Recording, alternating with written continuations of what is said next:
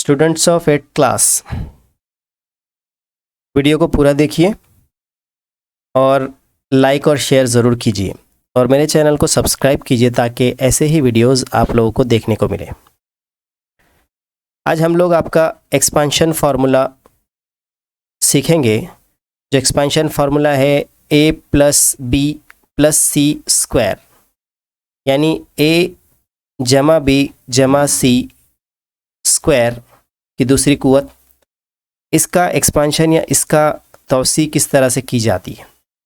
तो सबसे पहली a जमा बी जमा सी ब्रैकेट स्क्वायर, यानी कि इस पूरे कौस की 2 मरतबा ज़र्ब करनी है। तो आपने उसको ज़रबी सूरत में यहाँ पे देखा कि a plus B plus C, a जमा बी जमा सी कौस के अंदर ज़र्ब करके फिर एक मरतबा a जमा बी जमा सी लिखा हुआ है। अब स्टूडेंट्स इसको कॉस नंबर 1 दे दें और इधर लिखा हुआ कॉस नंबर 2 मान ले। तो कॉस नंबर 1 के जो अरकान हैं ए बी और सी, हर एक रुकन से इस कॉस नंबर 2 के तमाम अरकान को ज़र्ब देनी होगी। ये हम लोग सीख चुके हैं छोटी क्लासेस के अंदर, ये पूरे उसूल हम लोग सीख चुके हैं। तो इसके लिए हम लोग क्या करेंगे कि कॉस नंबर 1 का जो रुकन ए है उसको बाहर निकाला और उसे कॉस नंबर 2 के तमाम अरकान से ज़र्ब देने के लिए पूरा कॉस लिखा, यानी यहाँ ए ज़र्ब ए जमा बी जमा सी। ठीक है। फिर उसके बाद दूसरा रुकन, दूसरा हिस्सा जो है बी प्लस बी जमा बी, वो जमा बी को यहाँ बाहर निकाला है कॉस के और उसको 2 नंबर का जो कॉस है जिसमें है ए प्लस बी प्लस सी, उससे ज़र्ब दिया गया है। ठीक है। यहाँ पर उसी तरीके से फिर तीसरा रुकन है प्लस सी, जमा सी को यहाँ बाहर निकाला है। ठीक है, पहले कॉस में से, और दूसरे कॉस से उसको ज़र्ब दी है। दूसरे कॉस में है ए जमा बी जमा सी, ए प्लस बी प्लस सी। अब स्टूडेंट्स इसकी ज़र्ब किस तरह से होती है और उसका आंसर कैसा बनता है वो हम लोग देखेंगे। सबसे पहले कॉस के बाहर जो ए है उसको ए से ज़र्ब दी जाएगी, जिसका जवाब हो जाएगा ए ज़र्ब ए। तो उसका जवाब हो जाता है ए की 2 कुवत, ए स्क्वायर। उसके बाद अगर आप देखें तो दूसरा रुकन, उसे ए से ज़र्ब दिएंगे, ए ज़र्ब बी।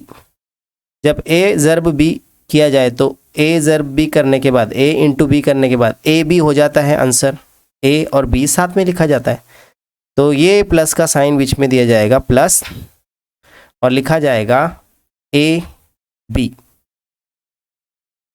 फिर उसी तरीके से जो अगला रुकन है सी, तो ए को अब जो है इस सी के साथ मल्टीप्लाई किया जाएगा। देखिए मैं अलग कलर से बता रहा हूँ आपको ताकि आपको समझ में आए। तो प्लस की निशानी देने के बाद ए और सी की ज़र्ब या उनकी मल्टीप्लिकेशन का जवाब हो जाएगा ए सी। अगली प्लस की निशानी लगा देता हूँ मैं, ये दिस वन। अब यहाँ है बी और बी को ए से ज़र्ब दिया जाने वाला है। ठीक है, तो जब बी को हम ए से ज़र्ब देंगे तो बी ज़र्ब ए या बी मल्टीप्लाई ए हो जाता है ए बी। तरतीब में हम उसको आगे पीछे लिख सकते हैं, ज़र्ब का अमल है इसलिए। उसी तरीके से अगर हम देखें तो अब जो है बी को बी से ज़र्ब दिया जा रहा है।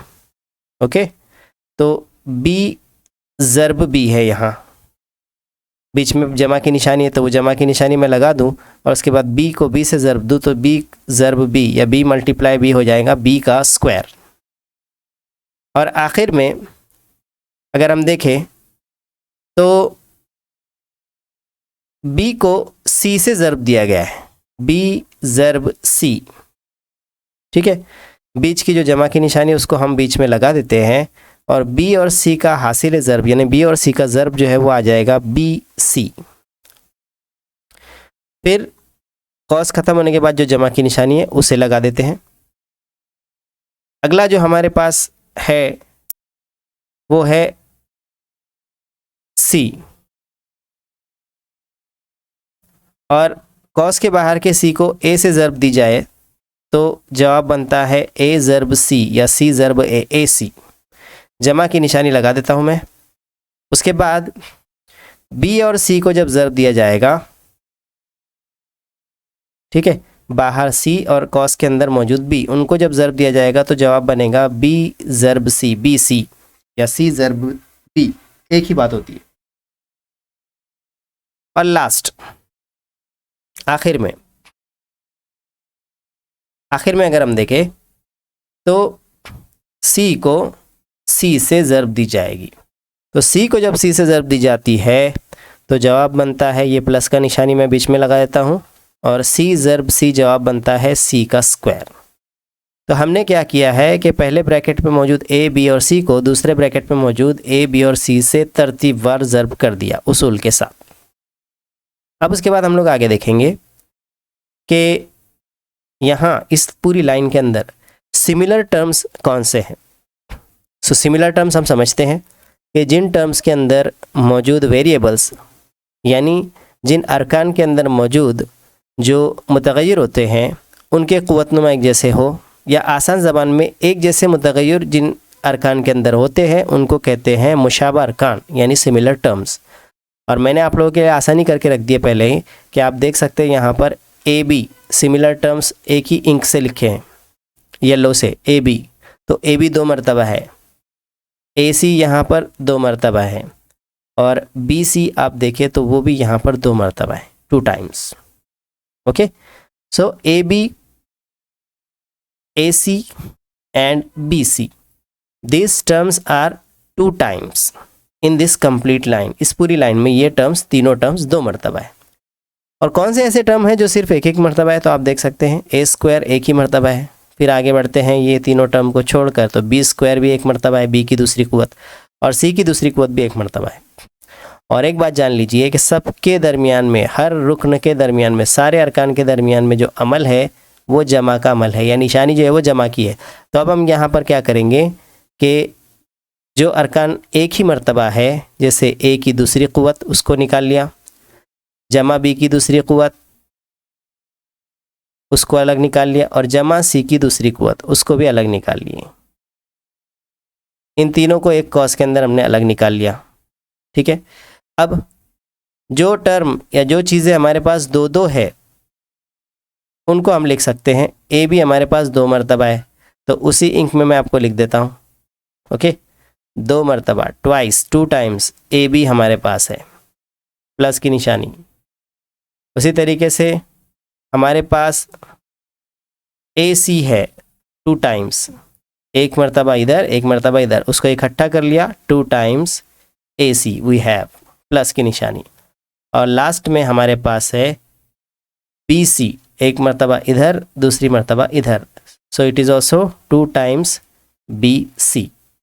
अब यहाँ हम देखें ब्रैकेट में A square plus B square plus C square को हमने अलग लिया था, तीनों के ही स्क्वायर है, तो इसका मतलब ये हुआ कि हम इनको इस तरह से लिख सकते हैं, A plus B plus C और पूरे ब्रैकेट का स्क्वायर, प्लस अब इन टर्म्स को लिख सकते हैं twice AB twice AC twice BC, twice AB plus twice AC plus twice BC, and this is the expansion of this particular term. ठीक है, A square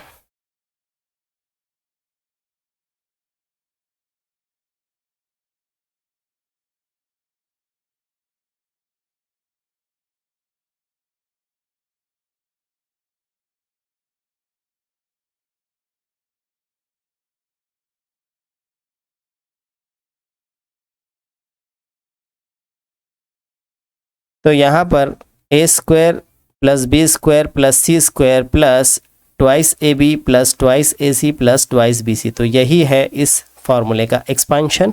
A plus B plus C bracket square is equal to A square plus B square plus C square plus twice AB plus twice BC plus twice AC, यानी A जमा B जमा C की 2 कुव्वत बराबर A की 2 कुव्वत जमा B की 2 कुव्वत जमा C की 2 कुव्वत जमा 2 मरतबा AB जमा 2 मरतबा BC जमा 2 मरतबा AC। इस तरह के तौसीई ज़ाब्तों पर जो मिसालें आएंगी, उन मिसालों में हमें ये करना है कि उन मिसालों में सबसे पहले मिसाल को देखकर उसको इस तरह के ज़ाब्ते के अंदर फ़िट करना है, और ज़ाब्ते में फ़िट करने के बाद उस मिसाल को हम बिल्कुल आसानी से हल कर सकते हैं।